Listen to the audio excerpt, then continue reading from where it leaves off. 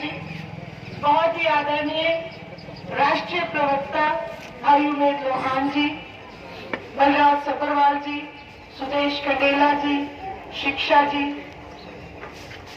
हमारे डॉक्टर साहब, सभी का मैं बहुत बहुत धन्यवाद करते अभिनंदन करती हूँ।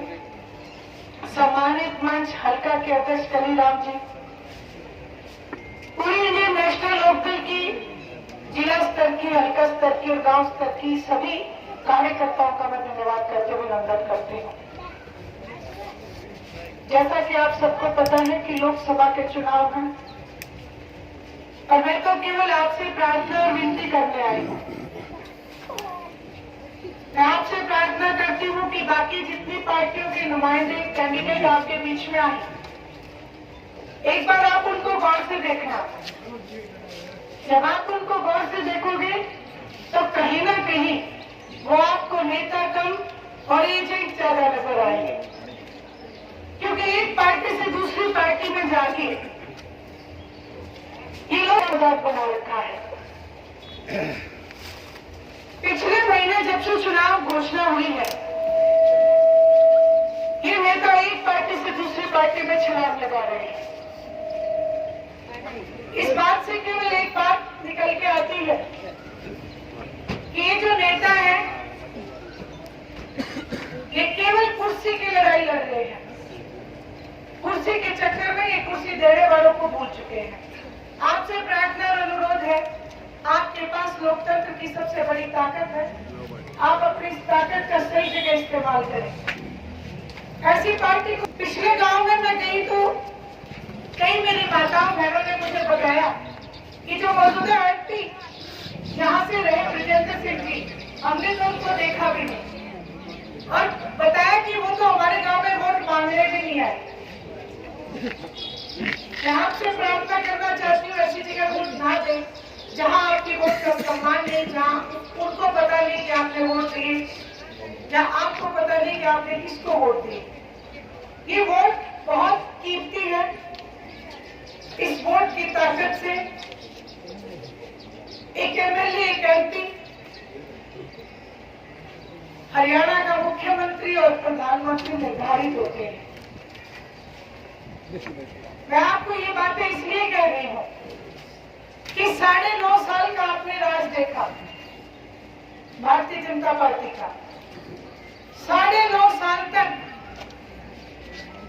ऐसा कोई वर्ग नहीं जिसने धरना ना किया हो। किसानों ने धरना किया, आंगनबाड़ी की महिलाओं ने धरना किया, आशा वर्कर ने धरना किया, कर्मचारियों ने धरना किया। वहीं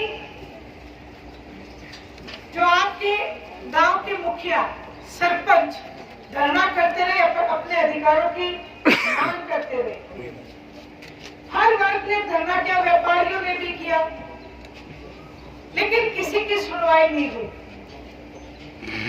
मैं आपसे प्रार्थना करना चाहती हूँ कि एक बार अगर आप गौर करेंगे, तुलना करेंगे पार्टियों के बीच में, तो इंडियन नेशनल लोकदल एक ऐसा दल है,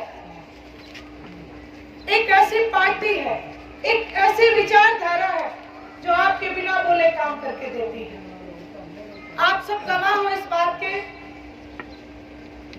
कि जच्चा बच्चा की स्कीम, कन्यादान राशि, बुढ़ापा पेंशन, किसान के ट्रैक्टर का टैक्स माफ कराया, साइकिल का टोकन माफ कराया, रेडियो का टोकन माफ कराया, पहले तंबाकू पे टैक्स लगता था वो माफ कराया, किसान को सबसे पहले खेत का मुआवजा दिलाने में पहल की, किसान की डोर पे जो पेड़ उगते हैं उसमें किसान की हिस्सेदारी सरकार से वो करवा के दी, 10-10 हजार के कर्जे माफ कराए,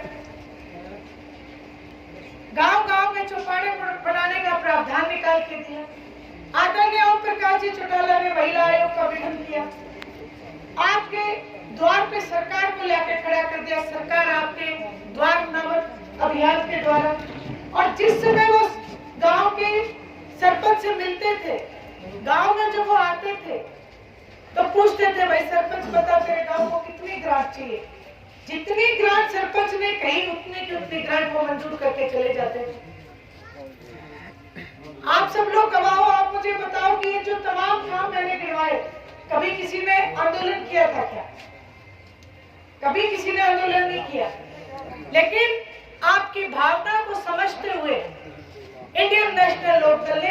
तमाम जन कल्याण की नीतियां लागू करती थी।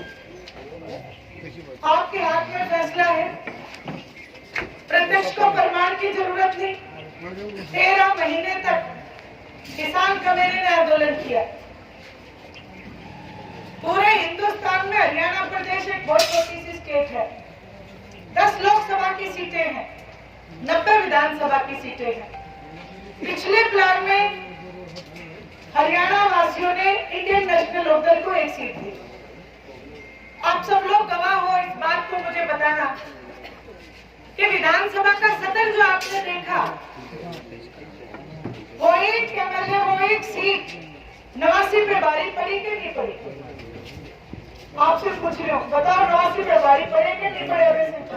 पड़े था जी। मेरा कहने का मतलब है, आपकी वोट की कीमत जहां हो उसी पार्टी को वोट दो। 4200 से ज्यादा एमएलए एमपी इस देश में है, लेकिन जब किसान को सबसे ज्यादा जरूरत थी तो एक सीट होते हुए भी यदि अपनी सीट से त्याग पत्र देने का काम किया तो वो इंडियन नेशनल लोकदल के आदरणीय अभय सिंह जी चौटाला ने किया। आप कुछ सोचो कि आपको भूख बहुत जोर से लगी हो और खाली थाली में एक ही रोटी हो, उस एक रोटी को भी दान करने का काम अगर किया तो अभय सिंह जी चौटाला ने किया। मैं आपसे प्रार्थना कर रही हूँ कि जो नेता आज आपकी लड़ाई के लिए सड़क से, गांव की गलियों से लेके विधानसभा तक आपकी लड़ाई लड़ रहे हैं, आप उनके हाथ मजबूत करो। ये जो एमपी का इलेक्शन है, इस इलेक्शन को आप यही समझो कि जैसे आप अपने खेत की बाढ़ लगाते हो। अगर आपके खेत की बाढ़ मजबूत नहीं होगी तो आपके खेत में नुकसान होता रहेगा। इसलिए आपसे प्रार्थना है, इंडियन नेशनल लोकदल को वोट दो, इंडियन नेशनल लोकदल को मजबूत बनाओ ताकि हरियाणा प्रदेश मजबूत हो सके, हमारे खेत उनमें नुकसान कम हो सके। और फिर सीधी भाषा में एक ही बात कह देती हूँ, आपके हल्के के दौलतपुर गांव की बेटी हूँ और आप भी मेरा परिवार हो। इन एजेंटों को वोट देने की बजाय अपनी बेटी को वोट दे देना। एक तो आपके एहसास मानूंगी और कहूंगी कि मेरे इलाका वासियों ने मुझे मजबूती दी। और फिर और भी सीधी भाषा में बता दूं, 36 बिरादरी है भाई, तारा बात ने उत्तर आई बात बढ़ देना। और ये बात भी आपको विश्वास दिलाती हूँ कि आप ठोक के बात बढ़ देना, सवाया करके ना मोड़ते तो फिर आप अपनी बेटी मत कहना। यही बात आपसे कहने आई थी, प्रार्थना करने आई थी। इंडियन नेशनल लोकदल को वोट दो, अभय सिंह जी चौटाला के हाथ मजबूत करो ताकि हरियाणा प्रदेश मजबूत हो सके। आप सब ने मेरी बात को सुना, आप सबका बहुत बहुत धन्यवाद। आभार।